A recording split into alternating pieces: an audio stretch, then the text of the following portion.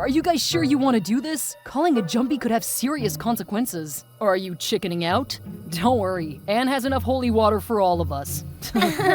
1 minute to go. We stood up and gathered around the mirror, my heart beating loudly as the seconds ticked away. Suddenly, my alarm rang loudly, signaling it was time. We all looked into the mirror. Jumbie of the night, I summon thee. Reveal your presence, let me see. We waited for the next few minutes and it felt like hours, but nothing happened.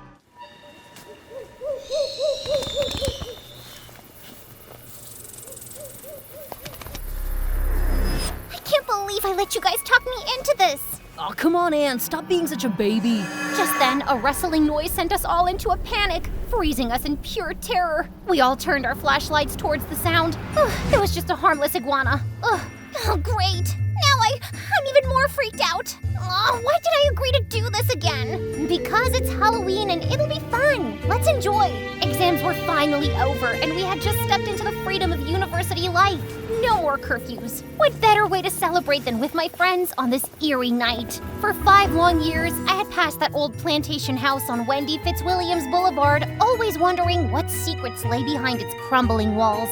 While there were many different rumors about what happened in the plantation house, one thing was clear. Inside, there were Jumbies. Hey there, I'm Mariah from the beautiful twin island of Trinidad and Tobago. Now, for those who don't know, a Jumbie, it's an evil spirit from our folklore. But you didn't really come here for that, right? You came for my confession. So hit that like button, subscribe, and buckle up because what I'm about to share is gonna be a doozy. Okay, so back to the story. We had to be careful. The police station was just across the street. The last thing we needed was to get caught sneaking around on a night like this. I glanced at my friends, excitement mingling with curiosity as Dwight and Jacob began taking the back door off its hinges. I knew kicking down the door would have been awesome, like in the movies, but we had to remember, getting caught was not an option. As soon as the door creaked open, the guys carefully pushed it aside and we stepped into the darkness of the house with our flashlights. So, where did you hear about this creepy mirror game? Good old Google. It's one thing to hear about Jumbies. It's another to actually go looking for them. At least I came prepared. What's that? It's holy water. You guys didn't think I'd come here without any protection, do you? I'm not that crazy. Okay, should we do this thing upstairs or downstairs? Please, downstairs. I don't plan on getting any creepy crawlers in my hair. As we explored downstairs, I spotted something under a dusty sheet in the corner. Hey guys, come check this out. One by one, they gathered around as I pulled off the sheet. It was a large antique mirror. Wow, look, I found the perfect mirror for the game. So we start at midnight? Yes. So what do we do for the next few hours? Share spooky stories? We sat in a circle and lost ourselves in the stories until my alarm went off at 11:55. We all looked at each other. I swore everyone in the room could hear my heart beating. It seemed so loud in my ears. Nervously, I grabbed the pieces of paper I'd prepared and handed one to each person. At midnight, look into the mirror and say what's on the paper. Got it? Are you guys sure you want to do this? Calling a Jumbie could have serious consequences. Are you chickening out? Don't worry, Anne has enough holy water for all of us.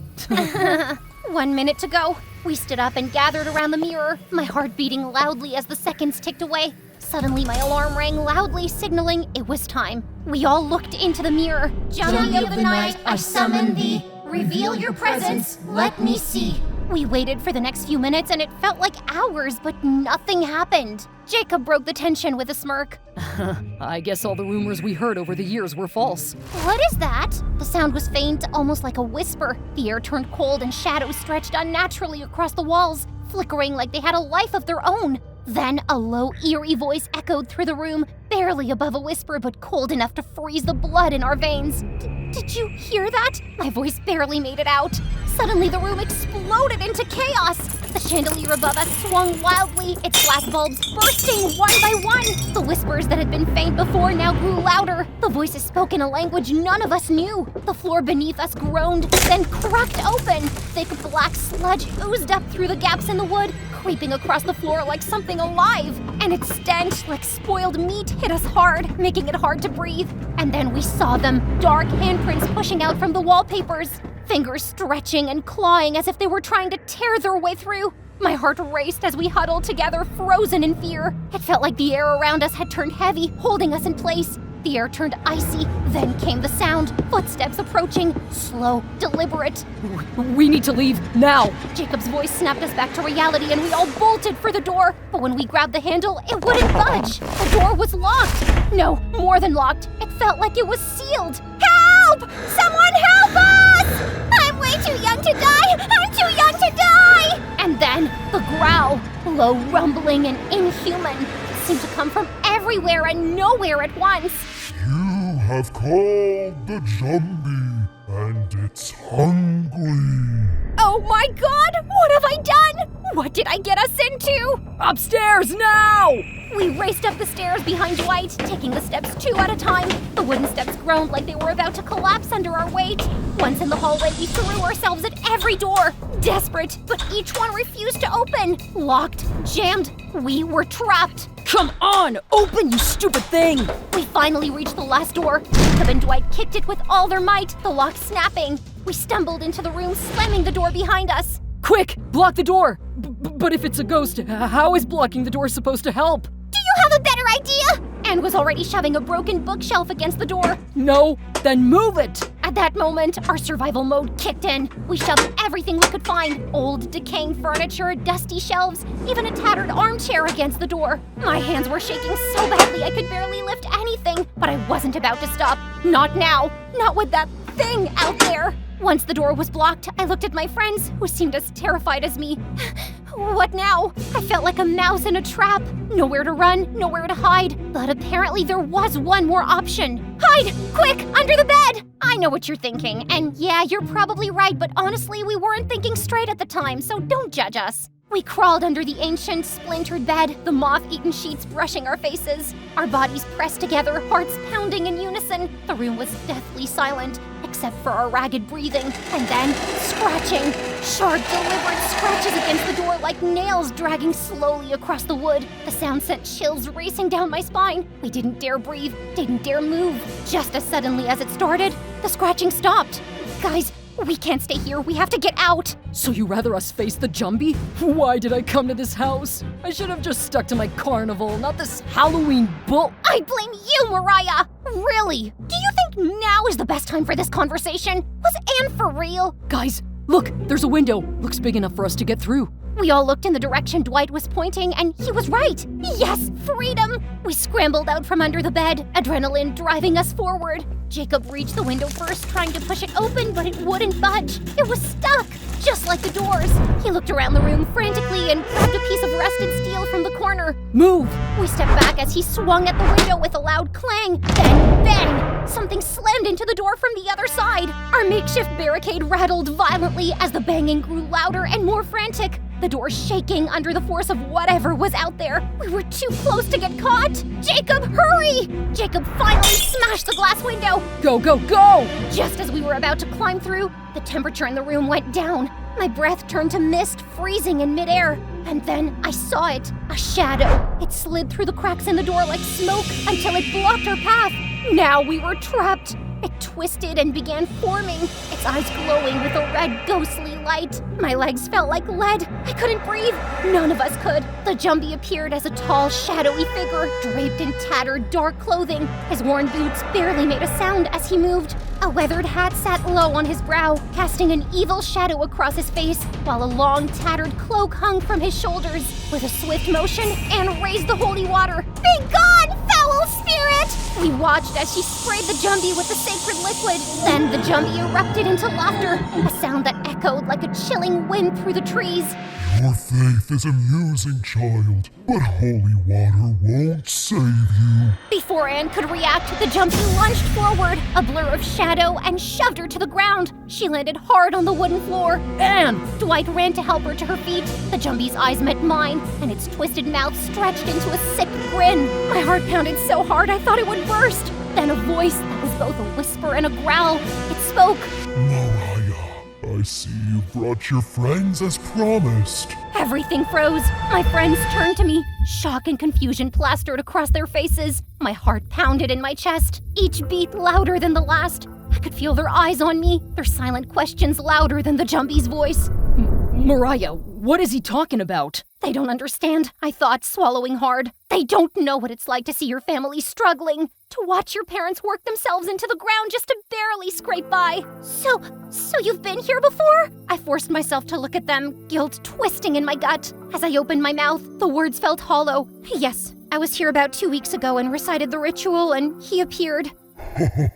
Mariah here promised me your souls in exchange for wealth. So all of this, that stupid game, was just to lure us here for your own selfish needs? The accusation hit me hard. I blinked back, the tears threatening to spill. I couldn't break down now, not in front of them. I had to be strong.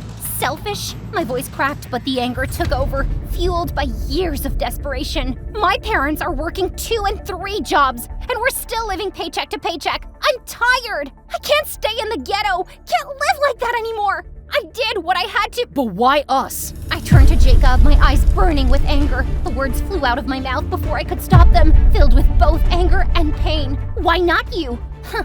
Don't your parents have a buck? That evil spirit that harms others to bring wealth to its master? You're no different than I am. Jacob's face paled then, but I didn't care. And he really wasn't sure, because a buck is an evil spirit bound to its master through dark rituals. It does whatever its master wants, bringing them wealth by hurting others. The buck is trapped and can't refuse to whoever controls it. While a Jumbie is wild and unpredictable, but the buck is completely tied to its master's will. I got bullied for being poor all my life, and then here I decide to pretend to be rich and be in your group. I was tired of pretending, so I thought I had a right to live a rich life like you guys do. For months, I searched and found ways to get rich quick. My granny always talked about the spirits and how you could control them to use them, but there was always a price. So I did my homework, learned the ways of the spirits and how to summon them. How dare they judge me? They had no idea what I'd been through. But even as I lashed out, a part of me hated myself. Anne grabbed my arm, yanking me toward her. Her eyes blazed with fury. Doesn't our friendship mean anything to you? Even though I heard the hurt in Anne's voice, I doubled over with wild and uncontrollable laughter. Our friendship? Your friendship always came with strings attached, like doing your homework or carrying your books. You never cared how you made me feel, so why should I care about you now? You betrayed your friends for a promise of wealth. Well, why would you think I wouldn't betray you in return? None of you are leaving this house tonight. A loud rumbling echoed through the room as the shadows moved. Dark figures, more Jumbies began to materialize from the corners. Their twisted faces watching us, waiting. Fear clawed at my throat. Everyone was screaming now, panicking, pushing at each other. I barely had time to think before Dwight ripped the block away from the door and it swung open. We bolted for the door, stumbling over each other, the floorboards creaking and groaning under our feet. As we ran through the hallway and down the steps, the Jumbies were behind us, moving faster than I thought possible. Their twisted hands reached out, brushing against our backs, sending shivers down my spine. The door flung open and we spilled into the night air, but the darkness wasn't our salvation. It was a trap. One by one, the screams started. First, it was Anne. Her scream pierced the night air like a knife. Then it was Dwight. I turned just in time to see him fall, dragged into the shadows by hands that weren't human. Then Jacob. Black hands covered his mouth and dragged him away. The last thing I saw was his eyes wild with terror. They left silence, cold, empty silence. And then it was just me. The Jumbie appeared again, its eyes gleaming with delight. I always get what I want. Tears stung my eyes. I was supposed to be free. Me and my family enjoying the wealth. Not here. Not with him. Please don't. I did what you asked. Yes, but you forget. A deal with me always comes at a price. And your price was higher than you thought. Your family will receive the wealth you longed for. You just won't be there to enjoy it. There has to be a way out of this, please. I beg you. I stepped closer, its foul breath brushing my face, sending waves of nausea through me. Let's make a deal. I won't kill you. Not yet. You're free to live. I swallowed, my entire body shaking. What's the deal? You will tell your story to everyone, and every person who hears it will be marked and visited. No, I can't do that, please. Don't make me. You have no choice, Chile. It reached out, brushing its cold, clawed hand against my cheek. I flinched, but didn't pull away. If you don't, I will come for you, and I will take everything. Your soul, your family, your future. You will have nothing left. My heart raced, pounding against my ribcage like a trapped bird. Slowly, I pushed myself to my feet. The guilt I felt for what I did was overwhelming. I had had to fix it. I just had to. This wasn't who I was, and I didn't want greed to turn me into the monster I felt like. I had to fix it. I had to. I'd like to see my friends one more time. The Jumbie's eyes gleamed with dark amusement as it nodded. Suddenly, my friends stepped out from the shadows. Their faces were pale, but relief washed over them as they rushed toward me. I wrapped my arms around them tightly. I'm sorry for what I did, guys. Please forgive me. Then, with a surge of adrenaline, I grabbed a bag of rice from my backpack and tossed it into the air. Guys, run! We bolted for the door, our hearts pounding like thunder. You see, I knew Jumbies were tricksters, so I had to be ready for the worst. Jumbies might be terrifying, but they were easily distracted. I read that rice could buy us precious seconds. They had to count every grain before they could follow. My friends and I escaped that day, but they never spoke to me again. I can't blame them. My greed cost me more than I realized. They weren't perfect, and I had bad-mouthed them, but when it mattered, they were always there. Now the memory of their hurt faces haunts me. I traded their trust for a taste of wealth, only to end up with loneliness. I learned the hard way that betrayal is paid in love. I wish I could take back those words and the deal that led me here, but the shadows remain a constant reminder of what I lost. And now I sit here with my camera, pouring my heart out, but this creepy feeling lingers like a shadow. I can't shake the sense that something is watching me. I haven't dared to go out at night, and I can't sleep with the lights off anymore. I did survive the Jumbie, for now. But as Granny used to say, betray a Jumbie, and it will haunt you till your last breath.